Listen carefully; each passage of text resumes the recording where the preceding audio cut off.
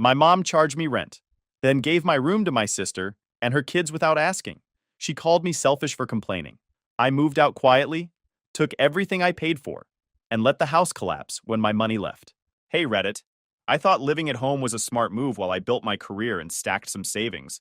Turns out I was just funding other people's choices. I walked away when they crossed the line, and that's when everything really went sideways. Let me explain how it started. My name's Negan. I'm in my late 20s. I work remotely in a technical field that pays well if you stay focused and don't screw around. I moved back home a couple years ago on purpose, not because I ran out of options. It made sense financially, and it let me put serious time into work without bleeding money on rent somewhere I barely slept. Living at home wasn't some sad setup. It was a deal. I paid rent at the start of every month, like clockwork, covered the internet, split utilities, and usually grabbed groceries without keeping tabs. No one was carrying me. If anything, I was helping keep the place running. I didn't brag about it, and I didn't ask for praise. I just handled my part and stayed in my lane. My job isn't something you can do off a laptop on the couch. I need a solid setup and quiet. My room wasn't just a bedroom, it was my workspace. Desk, monitors, hardware, cables routed clean, everything where it needed to be. I built it over years, piece by piece, and I kept it tight. When I closed that door, I was at work. Simple as that. The house itself belonged to my mom, Joyce. She liked reminding people of that when it suited her. Joyce runs on emotion first, logic second. She doesn't yell much, but she's good at controlling the mood in a room. If she's stressed, everyone feels it. If she's calm, things are fine. Money-wise, though, she leaned on me more than she liked to admit. Bills didn't disappear on their own, and she never turned down my help. We got along because I didn't push her. I stayed low-key, paid what I owed, and didn't challenge her authority in the house. That was the unspoken agreement. I didn't need to be in charge. I just needed my space respected. Outside the house, I had one person who kept it real with me. My Uncle Graham. He's older, worked his whole life, and doesn't sugarcoat things. We grabbed coffee every few weeks. He knew my situation and didn't judge it, but he warned me more than once. He told me straight up that paying bills in a house you don't control always turns sideways. His words, not mine. He said the second people get used to your money, they forget your boundaries. I heard him, but I didn't think it would get messy with my own family. At the time, things were stable. No reason to blow it up. That changed when Joyce sat me down one evening like it was nothing. She told me my older sister Zoe was coming back to stay for a while. Zoe had 2 kids, and things with her relationship didn't work out again. Joyce framed it as temporary help. A few weeks, maybe a month, just until Zoe figured out her next move. I didn't jump to argue. Zoe's my sister. I'm not heartless. Life hits people sometimes, and I'm not the guy who says, "not my problem," right out the gate. I asked basic questions. How long? Where they'd stay? What the plan was? Joyce waved most of it off, said we'd figure it out, said family helps family, said it wouldn't really affect me. Joyce had this habit of treating my job like it was optional. Like because I worked from home, it wasn't real in the way she respected. And she'd gotten comfortable with one other assumption. I wasn't going anywhere. I paid. I stayed quiet. I kept the lights on. In her head, that meant I'd adjust no matter what. That's when I paused. Zoe and I don't have a close relationship. She's always been loud, reactive, and used to getting her way. Growing up, Joyce covered for her constantly. If Zoe needed something, it happened. If Zoe messed up, someone else smoothed it over. I learned early that pushing back on that dynamic just caused headaches. So when Joyce said Zoe was moving in, I didn't say no. But I did clock it. I knew how this could go if lines weren't clear. I told Joyce one thing and kept it simple. My room stays mine. My work setup doesn't get touched. I wasn't asking permission. I was stating terms. She nodded and said of course. Said she understood. Said I was worrying too much. That's what she always said when she didn't plan to enforce anything. You're worrying too much was her way of ending the conversation without agreeing to the actual terms. She wasn't thinking, what happens if he leaves? She was thinking, he'll calm down. He always does. I didn't fully buy it, but I let it go. In my head, I set boundaries anyway. I decided what I'd tolerate and what I wouldn't. I wasn't planning to fight, but I wasn't planning to bend either. I had too much time and money invested in my work to let it turn into chaos. Zoe was coming back, kids in tow. Joyce was already in protect mode. And I had a bad feeling that short while didn't mean what Joyce thought it did. That was the moment I stopped assuming things would stay fair and started paying closer attention. Zoe showed up on a Tuesday afternoon with no warning beyond a text from Joyce that said, "They're almost here." Not "she's here," They. Two cars pulled up, both packed. Bags, bins, loose stuff piled high, like she wasn't planning on going anywhere soon. She didn't walk in like a guest. She walked in like someone reclaiming territory. Zoe looked worn down and irritated before she even crossed the doorway. No hello to me, just a quick nod and straight into complaining about the drive, the weather, and how hard everything had been lately. Joyce jumped into comfort mode immediately, taking bags, asking questions, telling Zoe to sit down. The kids ran inside without anyone telling them where to go. Leo was older, loud, and bouncing off the walls. Noah followed him around grabbing whatever he could reach. Shoes stayed on. Backpacks hit the floor. They treated the place like a public building. I stayed out of it at first. I went back to my room and closed the door. That was the agreement in my head. Let them settle, don't hover, don't create problems where there aren't any yet. That lasted about an hour. I heard footsteps upstairs. More than once. The kids ran down the hall, laughing, slamming doors. I cracked my door open and saw them darting in and out of rooms like it was a game. Zoe didn't say a word. Joyce didn't either. When I went downstairs, Zoe was in the kitchen talking nonstop. She barely paused when I walked in. She asked what I did for work again, like she hadn't already been told. I gave a short answer. She laughed and said something about computer stuff and how it must be nice to just sit around all day. I didn't react. Joyce laughed too, like it was harmless. I let it go once. Later that night, I was making food when Leo started asking about my room. What was in there? Why the door was closed? Why I had to lock it? Zoe joked that I was hiding something cool up there. I shut that down right away. I said my room was my workspace, not a play area. I said the equipment in there wasn't toys and wasn't cheap. I said the kids weren't allowed in there. I wasn't rude about it. I wasn't loud. I was clear. Joyce nodded like she agreed. Zoe rolled her eyes and said, okay, in the same tone people use when they don't mean it. Over the next couple of days, the house got louder. Zoe stayed up late watching shows at full volume. The kids were up early and never corrected when they ran through the house. Cabinets were left open. Food disappeared fast. Groceries I bought were suddenly for everyone. Every time something came up, Joyce reframed it. She kept saying we just had to adjust. That Zoe was stressed. That the kids were going through a lot. That family helps family. No one said anything about rules. Zoe kept making comments about my work. She asked why I needed such a big room, why I needed all that gear. She joked that kids these days made money doing nothing online. Joyce never corrected her. I repeated myself once more. Same words, same calm tone. My room stays off limits. My equipment doesn't get touched. If the kids need space, we figure something else out. Zoe smiled and said sure. That same evening, I caught Leo halfway up the stairs heading toward my room. I told him to stop. He did, but he looked confused, like he'd already been told it was fine. Zoe didn't back me up. She just said he was curious and wandered off. That was when I realized my boundaries weren't being taken seriously. A few days later, my Aunt Renee stopped by. She's Joyce's sister, and she doesn't sugarcoat things. She sat in the living room for about 10 minutes before pulling me aside and asking if this was the new setup. I told her it was temporary. She raised an eyebrow like she didn't believe that at all. She told me to keep an eye on my things and not assume people would respect space just because they should. After that, I paid closer attention. I started noticing small stuff. My door wasn't locked when I came home, even though I always lock it. My chair was slightly out of place. One of my desk drawers wasn't pushed in all the way. Nothing missing, nothing broken, just enough to tell me someone had been in there. I asked Joyce about it. She said she didn't know anything and told me not to accuse people. Zoe said the kids hadn't gone in there and laughed like it was ridiculous. I didn't argue. I just started locking my door every time I left, even for short errands. One afternoon, I came back from grabbing food. I went upstairs out of habit and stopped cold in the hallway. My door was unlocked. I stood there for a second, hand on the knob, already knowing something had changed. That alone was wrong.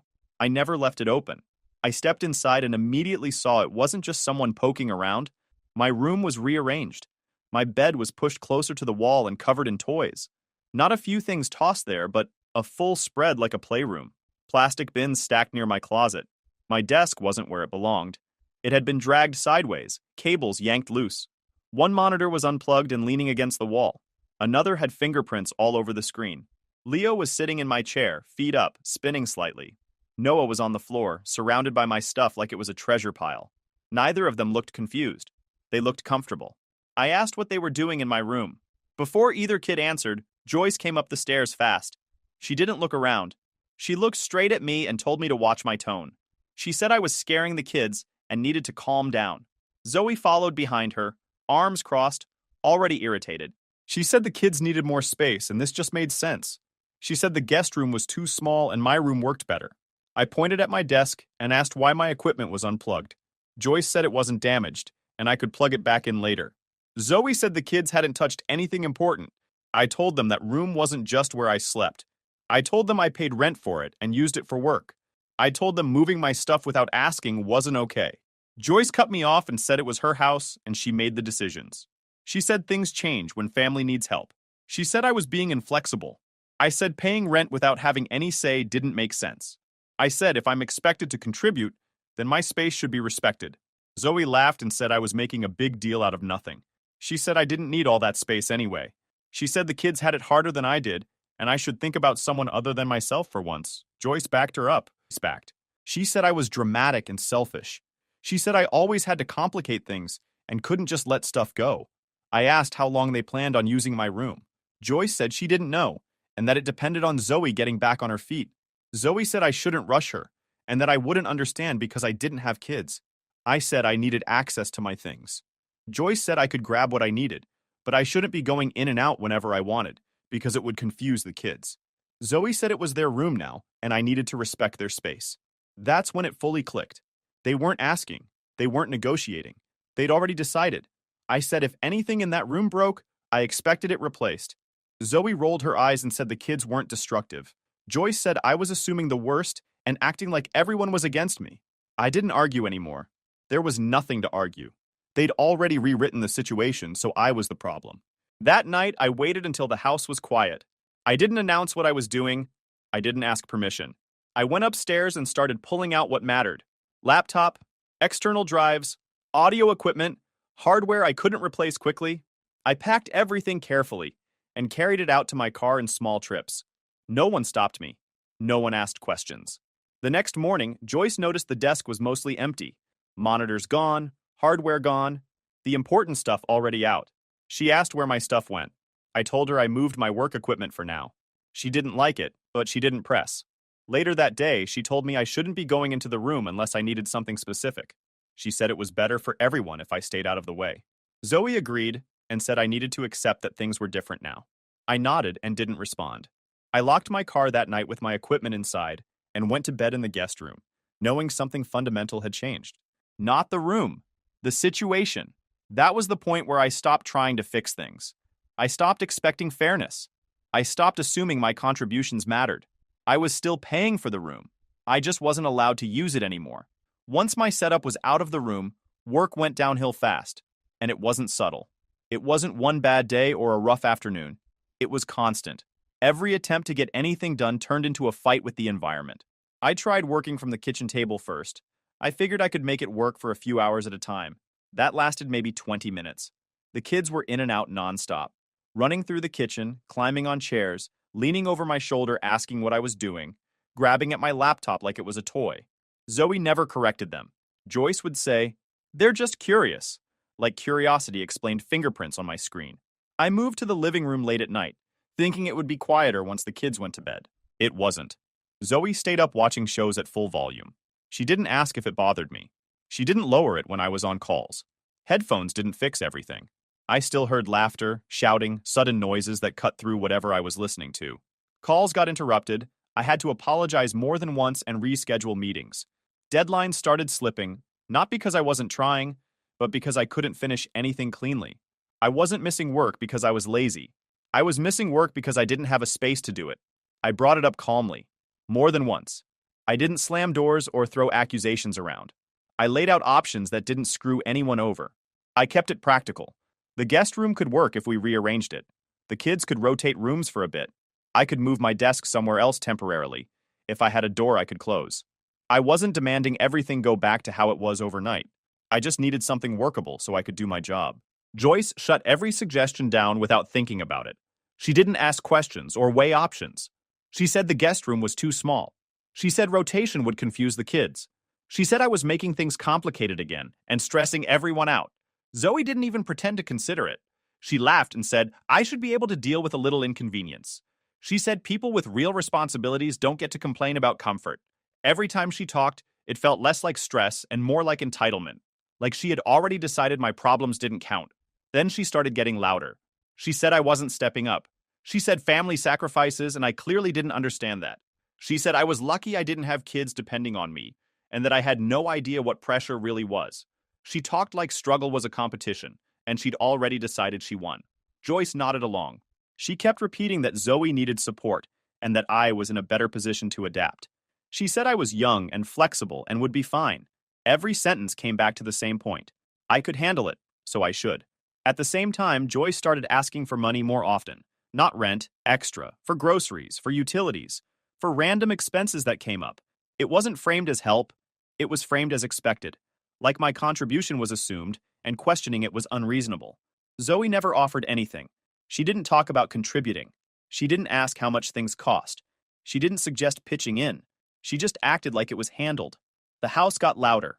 Zoe invited people over without saying anything. Friends, kids' friends, people I didn't know. The living room turned into a hangout space that never emptied. Noise never stopped. There was always someone talking, laughing, moving around.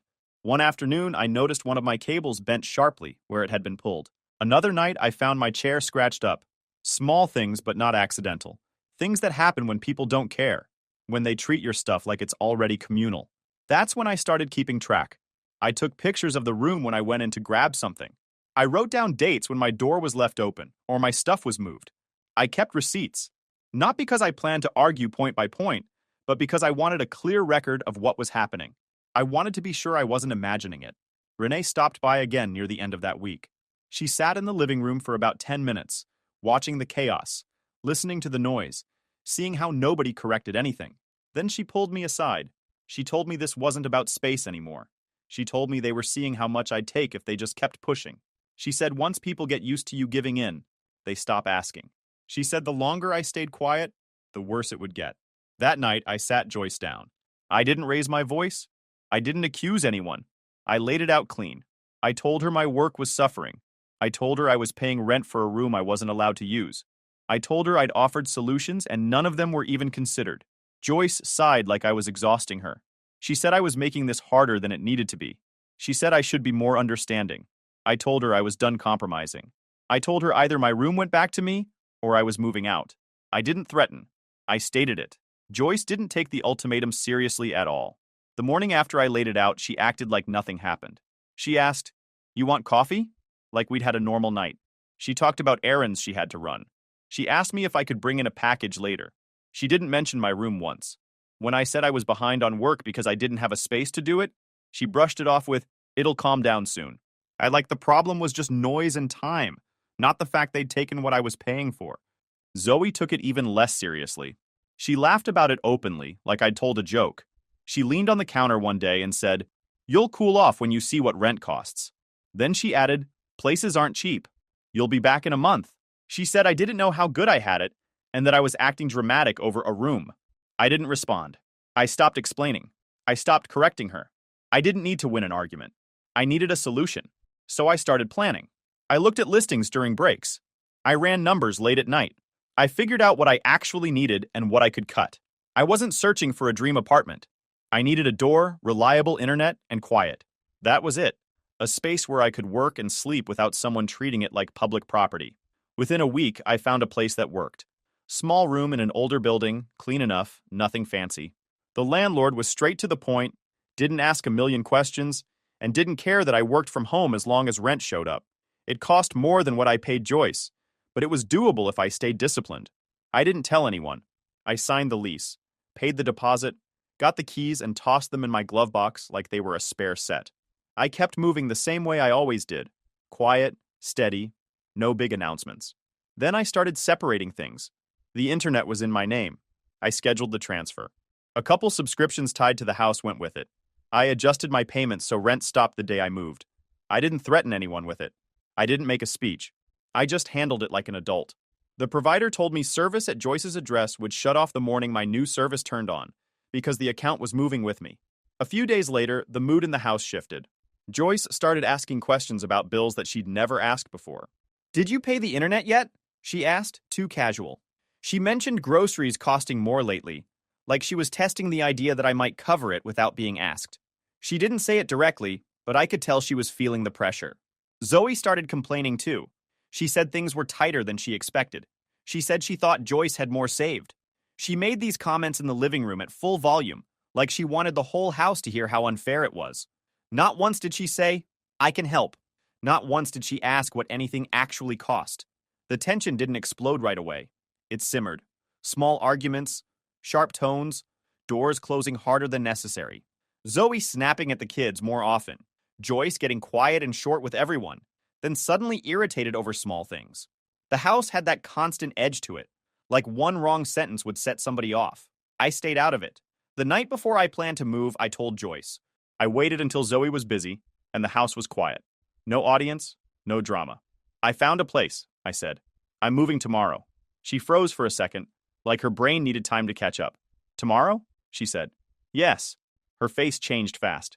She started talking about timing and how sudden it was. She said she needed more notice. She said she wasn't prepared for this. I told her. I gave notice when I asked for my room back. That's when she went straight to money. How am I supposed to cover bills? She asked. Are you still paying rent next month too? You can't just cut us off like this? I said. You'll have to figure it out. Zoe came in halfway through the conversation, and Joyce told her I was moving out.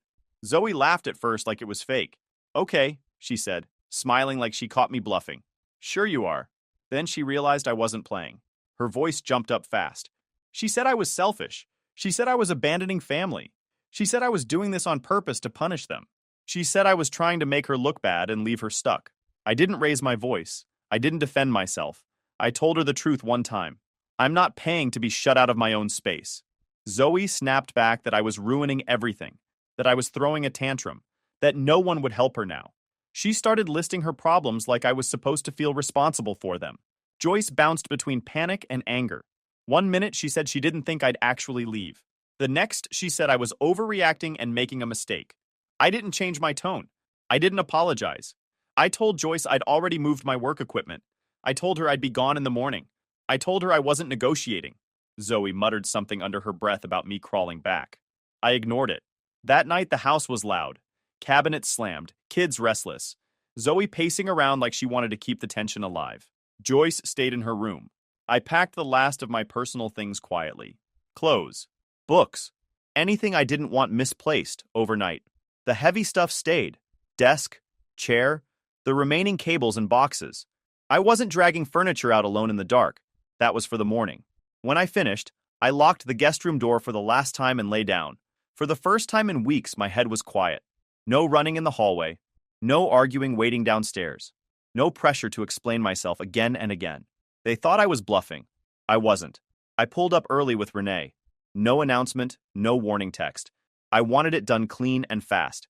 Renee got out of the car first and looked at the house for a second before saying, "Let's get your stuff and go." She wasn't there to argue with anyone. She was there to make sure nothing got out of hand. The moment we walked in, Zoe was already on edge. She didn't even say hello. She just stared at us like we were trespassing. "What's she doing here?" she asked Joyce, loud enough to carry. Renee smiled politely. "I'm helping my nephew move." Zoe scoffed. "He's not moving. This is ridiculous." I didn't respond. I headed straight for the stairs. Zoe stepped in front of me at the bottom. "You're not going up there," she said. "The kids are sleeping." I didn't raise my voice. I didn't slow down. "Move," I said, calm and flat. She didn't. She crossed her arms and planted herself like that was going to work. Renee stepped beside me. "Zoe," she said evenly, "this isn't your house." Zoe snapped her head toward Renee. "Stay out of it. This is family business." Renee didn't blink. Exactly. I walked past Zoe without touching her. She stumbled back half a step, more surprised than anything. That's when Joyce appeared from the kitchen, already worked up. "What is going on?" Joyce demanded. "Why are you doing this today?" "I told you yesterday," I said. "I'm moving." Joyce's face crumpled, then hardened. She went from tears to anger in seconds. "You're tearing this family apart," she said. "Do you have any idea what you're doing?" I kept moving. When I opened the door to what used to be my room, the mess hit me again. Toys everywhere. Food wrappers on my desk. My chair jammed into the corner. Stuff I didn't recognize piled on shelves that used to be clear. I'd cleared my essentials out already, but they'd kept living in there like it was theirs. So in the time between, it hadn't gotten better, it had gotten worse. Zoe rushed in behind me. "You can't just barge in here," she said. This is their room. It's my stuff, I said, already unplugging what was left. I'm taking it. She raised her voice. You're abandoning your nieces. You're really doing this to kids? Renee stepped in. Stop using your kids as a shield, she said. This is about control. Zoe spun on her. You don't get to talk to me like that. Renee didn't back down. Then don't act like this. Joyce stood in the doorway crying again. I didn't think you'd actually go through with this, she said. I thought you'd calm down. I didn't look at her. I kept packing. I took what I paid for. Desk, chair, remaining equipment, boxes of cables. Nothing extra, nothing petty, just mine. Zoe hovered, making comments the whole time. You're selfish. You think money makes you better than everyone. You'll regret this. I ignored her. At one point, she tried to grab one of the boxes. Renee stepped between us immediately. Don't, she said. That's his property. Zoe threw her hands up. Unbelievable. He's really doing this. Joyce snapped. This is my house, she yelled. You don't get to just take things and walk out. I finally turned and looked at her. Then you shouldn't have taken my room while taking my rent. That shut her up for a second. The kids woke up during all of this. Leo stood in the hallway watching. Noah started crying. Zoe pointed at them like evidence. Look at what you're doing, she said. You're hurting them. I didn't engage. Renee knelt down and told the kids to go back to the living room. Joyce ushered them away, still crying, still muttering about how unfair this all was. Once the room was empty, the tone shifted. Joyce realized she wasn't stopping me. Zoe realized yelling wasn't working. They both just watched while I carried boxes out. No one helped. No one offered to make it easier. They just stood there, stunned. When the last box was in the car, Joyce followed me outside. You can't just leave us like this, she said. We're family. I opened the trunk and closed it. Family doesn't lock you out of your own space. Zoe shouted from the doorway. Don't come crying back when this blows up in your face. I looked at her once. I won't. I got in the car. Renee climbed in beside me. No goodbye hugs. No speeches. Just the sound of the engine turning over. As we pulled away, I didn't look back. At my new place, it was quiet. Too quiet at first. We unloaded fast. Renee helped me carry everything up and didn't comment on the space. When the last box was inside, she looked at me and said, You did the right thing. I nodded. After she left, I locked the door and leaned against it for a second. No shouting, no footsteps, no tension buzzing in the air. For the first time in weeks, I could breathe. Things started breaking down faster than I expected. I'd been gone less than a week when the first call came in. Joyce didn't ask how I was or if I'd settled in. She asked about the internet. The internet's gone, she said. Did you cancel it? It transferred with me, I said. It was in my name. There was a pause, like she didn't understand the sentence. Then her tone sharpened. Well, you need to put it back. Zoe needs it for the kids. I don't live there anymore, I said. You'll have to set it up. She hung up on me. 2 days later, the utilities started piling up. Joyce texted screenshots of bills like evidence, power, water, a past due notice she'd never mentioned before. No explanation, just numbers and question marks. I replied once. I'm not paying bills for a house I don't live in. That set her off. She called, already yelling. She said I left her in a crisis. She said I was irresponsible. She said I owed her extra for the rest of the month because I didn't give enough notice. You took my room while taking my rent, I said. That was the notice. She called me ungrateful and hung up again. Zoe stayed quiet at first. That didn't last. A few days later, she texted me like nothing happened. No apology, no accountability, just friendly, casual messages asking how my place was and if I'd figured things out yet. I didn't answer. She tried again later that night. This time it was about money. Mom's really stressed, she wrote. We're all under a lot of pressure right now. Maybe you could help out a little until things settle, I replied once. You live there. You can help. That's when the tone flipped. She said I was being cruel. She said I was punishing the kids. She said I was trying to make her fail on purpose. She said she'd never do this to me. I didn't engage. Without the internet, the house got louder. The kids couldn't stream anything. Zoe complained to Joyce constantly. Joyce snapped back. Arguments started happening in the open instead of behind closed doors. Then Joyce made it public. She posted online about how her son walked out during a hard time. She didn't name me, but it was obvious. Messages started coming in right away. Cousins. An aunt I barely talked to. Even one of Joyce's friends. Same question every time. What actually happened? I ignored it for a day. Then I stopped pretending silence was maturity. I didn't write an essay. I didn't argue in comments. I posted one thing and one thing only. The facts. Screenshots of my rent transfers, the internet bill in my name, time-stamped photos of my room before and after it was taken. No insults, no speeches, just proof. The tone changed after that. People stopped asking what happened and started asking why Joyce left that part out. The post disappeared the next day. Then messages started coming in. Cousins, an aunt I barely talked to, even one of Joyce's friends. They all asked some version of the same thing. What actually happened? I told them the truth, short and clean. I paid rent. I paid bills. My room was taken. I was locked out. I left. Most of them stopped replying after that. A few said they understood. One said, I don't blame you. The post disappeared the next day. Zoe's situation got worse after that. With the internet gone and bills stacking up, Joyce started pressing her to contribute. Zoe pushed back, loudly. They fought constantly. Joyce expected Zoe to step up the way I had. Zoe wasn't prepared to do that. That's when the irony hit. The kids were moved back into the guest room, not because it made sense, because there was no other option. The exact thing I'd suggested early on suddenly became acceptable once I was gone. My old room stayed empty for a while. No toys, no setup, just a reminder. Joyce called me again a couple weeks later. She sounded tired, not angry, just worn down. I didn't think you'd actually leave, she said. I told you I would. I thought you'd cool off, she said. I thought you'd realize this was family. I stayed quiet. She sighed. Things are harder now. I know, I said. There was a long pause. She didn't apologize. She didn't admit fault.